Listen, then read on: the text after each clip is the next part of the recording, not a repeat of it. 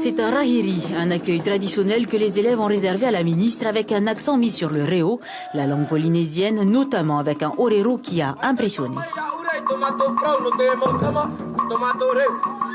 Ces danses, cet oreo, c'est cette confiance en soi, parce qu'il en faut de la confiance en soi pour faire un exercice comme l'oreo, c'est incroyable. Moi, je vais rentrer dans l'Hexagone et je vais m'en inspirer pour voir ce qu'on peut faire en termes d'oralité, parce qu'on voit bien à quel point les élèves, du coup, ça leur donne une estime personnelle et une force.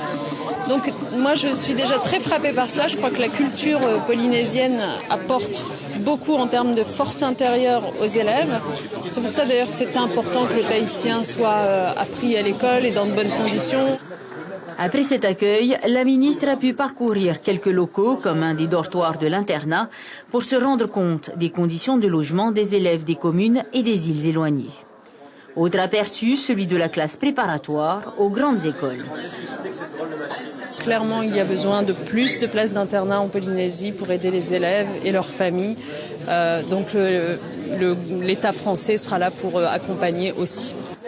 C'est avec les élèves de prépa que la ministre a pu échanger pendant une dizaine de minutes pour discuter du cursus et des craintes des étudiants, notamment quand ils partent en métropole, continuer leur formation. Je leur ai dit, mais les amis, là, Tahiti, c'est la France. Vous parlez de l'Hexagone ou de la métropole comme si c'était un autre pays. Non, Tahiti, c'est la France. La France, c'est aussi la Polynésie.